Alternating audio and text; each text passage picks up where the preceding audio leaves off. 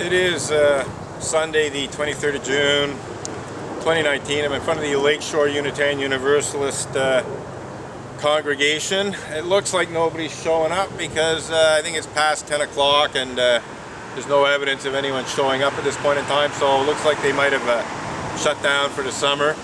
That's not a problem. I'm still doing a protest for the public, and of course, since it's filmed, it'll be up on YouTube, and the public can see the protest on video.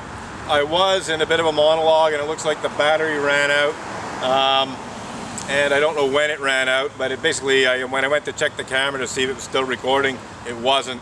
So I don't know how much of the monologue explanation was recorded or not. I don't know how much I want to repeat it, but let's just say that Unitarian Universalism is an unsafe sect in a variety of ways, not just in terms of the clergy sexual misconduct and its cover-up and denial of clergy sexual misconduct and its failure to handle clergy sexual misconduct properly, to say nothing of non-sexual clergy misconduct, verbal abuse, psychological abuse, financial abuse, and so on and so forth, abuse of power that's non-sexual.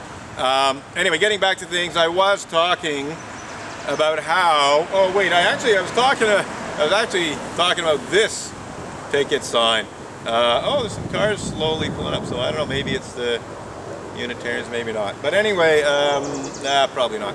So anyway, getting back to things, I was actually talking about this picket sign, a church that spits in God's eye. I'm sure I got a reasonable amount of my monologue.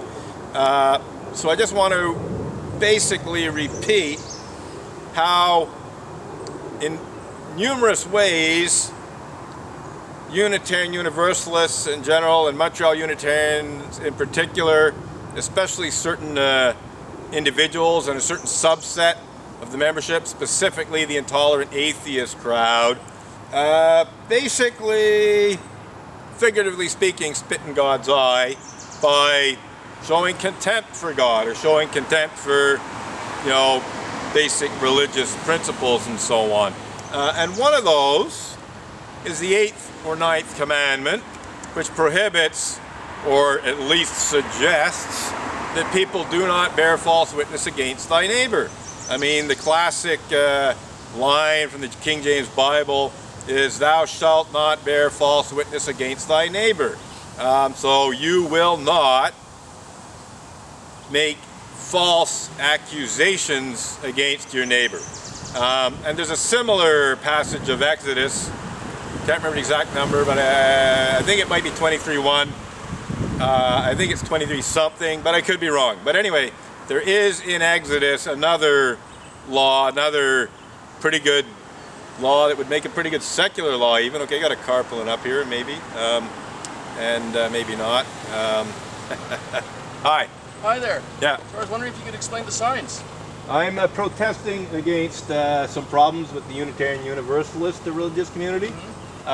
The church that spits in God's eye thing, it's actually based on a headline from the Montreal Mirror magazine which said spitting in God's eye, and it was about the beginning of my protest, and it was about them, not me. It was about Unitarian Universalists showing contempt from God and so on. You're objecting to the people who are running this church.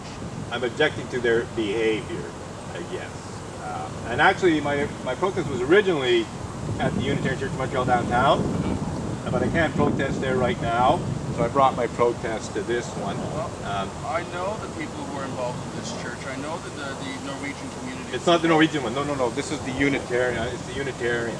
Okay, just all right. I wanted just some clarification. I talked to one of the guys from the community earlier. Okay, yeah, all right. It's not the Norwegians. I'm a member of that same community as well, so I know what they use this church for. Right. I'm not talking about them at all. All right, very good. Thank you. Okay, so we had a guy pull up. He was concerned about my protest. This guy pulled up in his car. I didn't, film him by turning the camera around, but I presume he got the audio, at least my side of it. And so here's what happened. The guy was driving by, he saw my picket signs, he wanted to know what they were about. I explained to him what they were about. You probably heard that. And I guess I didn't mention that it was the Unitarians per se, because then he said, well, I know the people in this church and this and that. And then he meant the Norwegians. I said, it's not the Norwegians, you know. Not that they may not have similar problems, but you know, I reassured him, no, it's not the Norwegians that I'm protesting against today and their behavior. It's the Unitarian Universalists. And so he was happy to hear that, and he drove off. That doesn't mean to say the Norwegian Church doesn't have similar problems. They certainly don't I don't think they have intolerant atheists, you know, basically making life difficult for God-believing people. I think that's one problem the Norwegian Lutheran Church probably doesn't have. It's something pretty exclusive to the Unitarian Universalist Church, or it could apply to a few others. Anyway, getting back to things. A church that spits in God's eye. You know, he saw this sign. He saw the a church that spits in God's eye sign. This obviously concerned him. You know, how do Norwegian Lutherans spit in God's eye? You know, so the minute I told him, well, talking about the Unitarians, he's like, oh, okay, fine. So anyway, getting back to how Unitarian Universalists, Montreal Unitarians, spit in God's eye, figuratively speaking, is they show contempt for God, God-believing people, and also basic religious rules that are rules that, you know, they don't have to be religious. They're just pretty good general rules. You know, do not bear false witness against thy neighbor. Do not spread a false report. You don't have to believe in God to believe in that.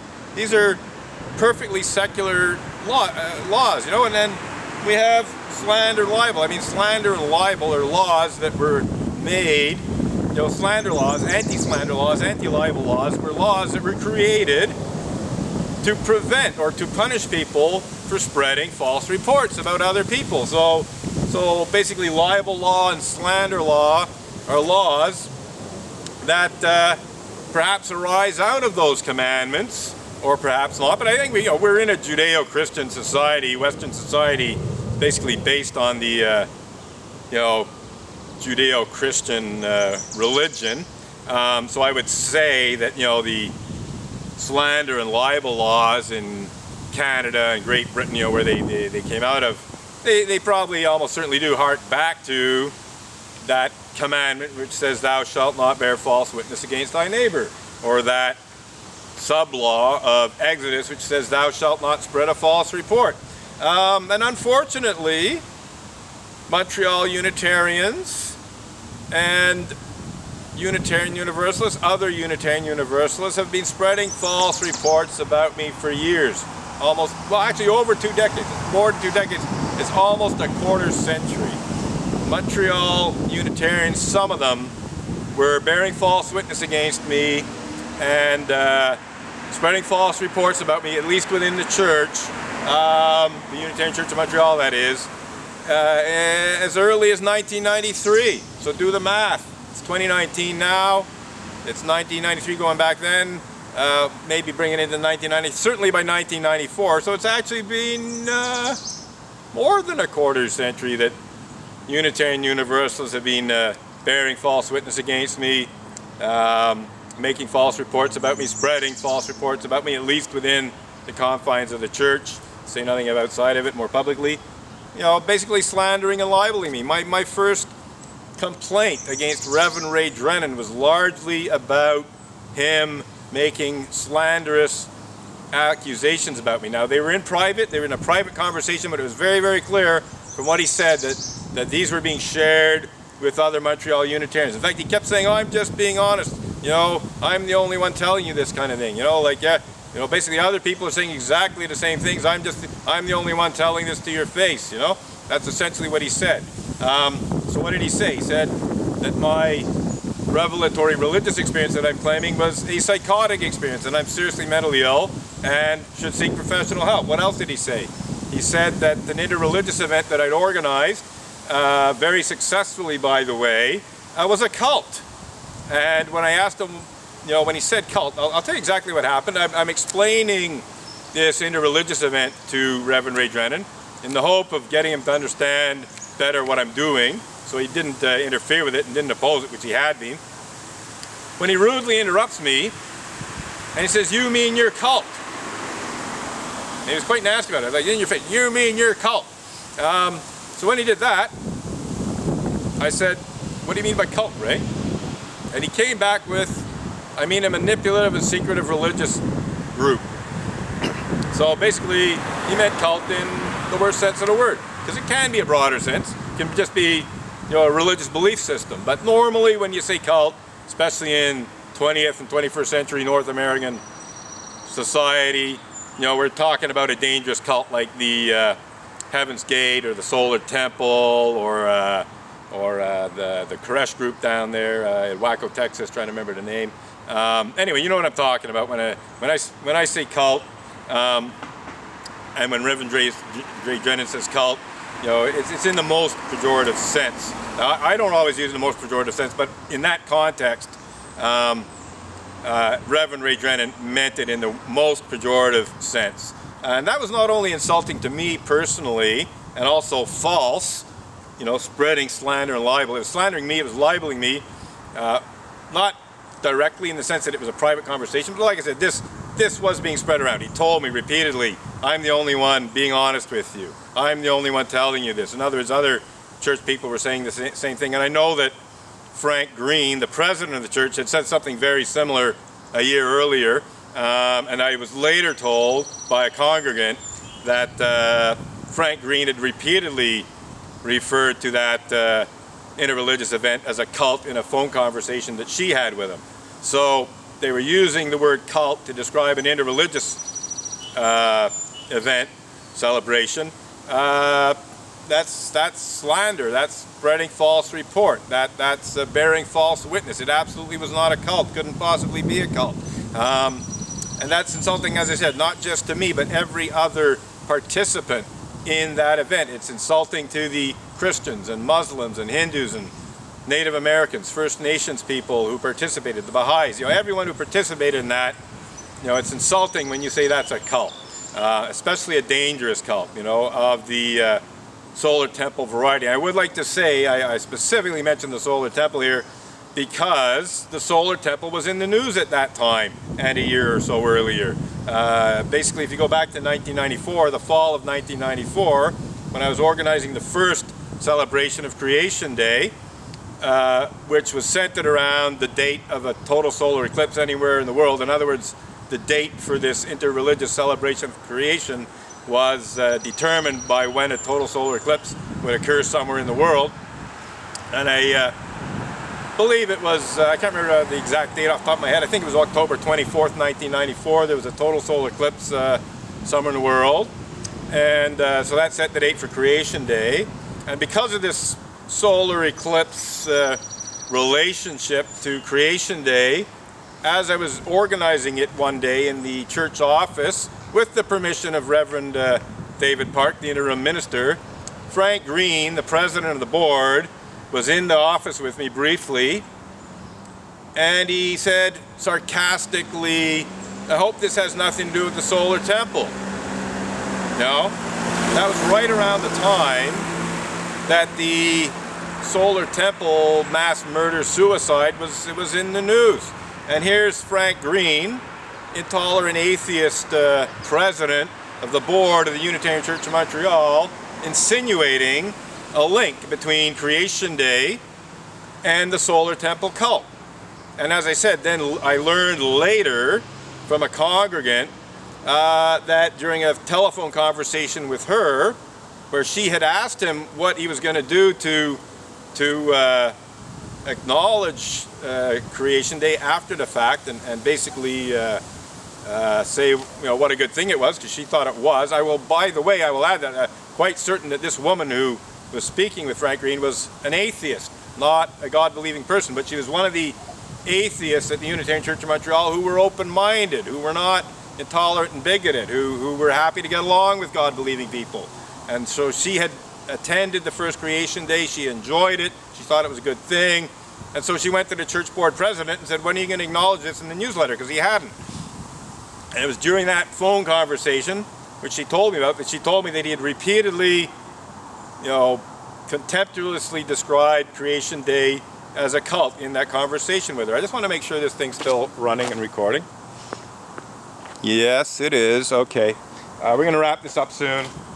It's pretty obvious that the Lakeshore Unitarian Universalist congregation is not having a service today. That seems pretty clear to me.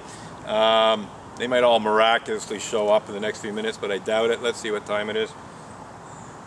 10:39. Yeah, the service should have started 9 minutes ago. So there obviously is no service. Maybe they're having a church picnic somewhere. Sometimes they do that.